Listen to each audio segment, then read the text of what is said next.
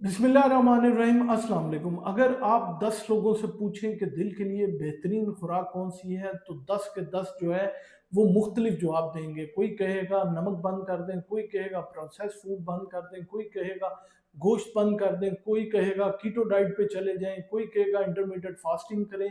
लेकिन मैं आपको बताऊं कि परफेक्ट डाइट जो है वो परफेक्ट नहीं होती, क्योंकि हम उसको मुस्तकिल मिजाजी से इस्तेमाल नहीं कर सकते। मेरे नज़दीक वो डाइट जो 70% बेहतर है वो बेहतर है उससे जो कि 100% बेहतर है, क्योंकि 100% कोई भी बंदा डाइट नहीं कर सकता। 100% वो ज़्यादा से ज़्यादा 2 3 4 माह ही करेगा।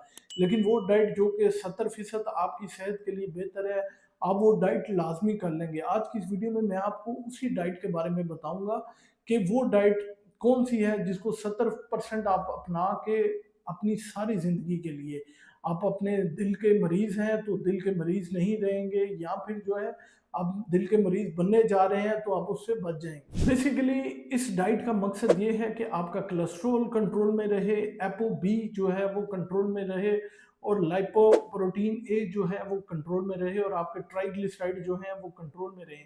आपकी खून की नालियां जो हैं वो बिल्कुल लचकदार रहें, और उनके अंदर नाइट्रिक ऑक्साइड जो है वो बढ़ता रहे। हमने अपनी ऐसी खुराक अपनानी है जो कि नाइट्रिक ऑक्साइड को हमारी ब्लड वेसल्स या खून की नालियों के अंदर बढ़ाए ताकि उनकी लचक कायम रहे। तो उसमें सबसे पहले खुराक ये है लाइकोपीन वाली गुजाएं। ये जो है ये गुलाबी और सुर्ख किस्म के जो फल हैं उनमें पाई जाती है। ये बहुत अच्छी एंटीऑक्सीडेंट है और आपको प्लेग बनने से रोकती है। ये अमूमन टमाटर, पपीता, अमरूद, ग्रेप फ्रूट इनमें पाई जाती है। और आजकल तरबूज है, अमरूद भी हैं, पपीता भी है और टमाटर भी हैं। ये सारी चीज़ें जो हैं लाइकोपीन को बढ़ाती हैं, जो कि हमारी खून की नालियों के अंदर जो है वो नाइट्रिक ऑक्साइड को बढ़ाता है। दूसरे नंबर पे वो ग़िज़ाएँ हैं जिनमें फाइटोस्टेरोल्स की मिकदार काफ़ी ज़्यादा होती है। ये अमूमन प्लांट बेस्ड होते हैं, जिनमें तिल, जिनमें अलसी और जो है वाइट तिल हैं वो हैं। इसके अलावा सब्जियां हैं,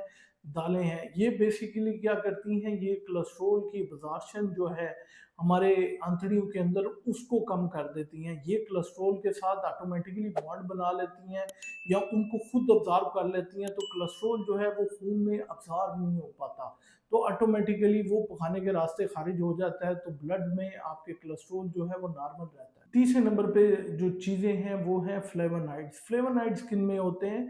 ये वो मुरक्बात हैं जिनमें आते हैं बेरी, सेब, माल्टा, प्याज, सब्ज पत्तों वाली सब्जियां और डार्क चॉकलेट। इसके अलावा जो है ग्रीन टी और ब्लैक कॉफ़ी भी जो है वो फ्लेवोनाइड्स जो है वो प्रोवाइड करती है। ये बेसिकली एंटीऑक्सीडेंट बहुत ज़्यादा स्ट्रॉन्ग हैं, जो कि शरीयानों को चिपचिपा नहीं होने देते। जब चिपचिपा नहीं होने देते तो कोलेस्ट्रॉल प्लेक उन पे नहीं बन पाता, ना ही फोम सेल्स बनता है, जिसकी वजह से रुकावट नहीं आती। चौथे नंबर पे है एक्स्ट्रा वर्जिन ऑलिव ऑयल। ये दिल की सेहत के लिए समझ लें आबे हयात है।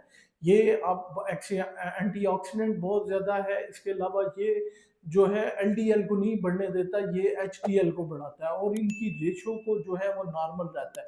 इसके अलावा ये जो है ये प्लैक नहीं बनने देता, खून की नालियों के अंदर लचक को रखता है। और नंबर 5 पे है फैटी फिश। इनमें सालमन, मैकरल और सार्डिन, इनमें ओमेगा 3 फैटी एसिड्स की मिकदार बहुत ज़्यादा होती है, जो कि सोजिश को कम करते हैं, दिल की सेहत को जो है वो अच्छा बनाते हैं, और एंटीऑक्सीडेंट बहुत अच्छे हैं जो कि आपकी इन्फ्लामेशन और शरीयानों के अंदर जो चिपचिपाहट है उसको कंट्रोल करते हैं।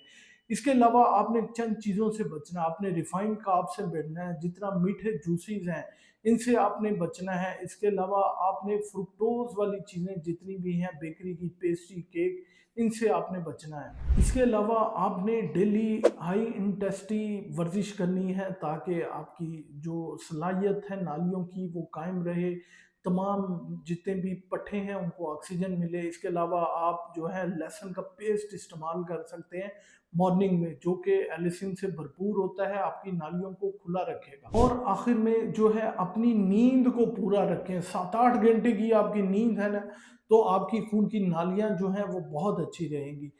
आखिर में एक एडवाइस करूंगा, किसी एक डाइट के पीछे बिल्कुल ना भागें, क्योंकि एक डाइट आप ज़्यादा देर नहीं कर पाएंगे।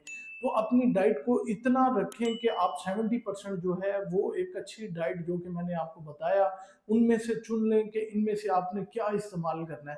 تو 70% بھی اگر آپ اپنی ڈائٹ کو کنٹرول میں رکھتے ہیں تو آپ بہت اچھا اپنی صحت کو کنٹرول میں رکھیں گے. امید ہے یہ معلومات آپ لوگوں کے لیے بہت فائدہ مند ثابت ہوگی. اپنا اور اپنے پیاروں کا بہت سا خیال رکھیں، دعاؤں میں یاد رکھیں.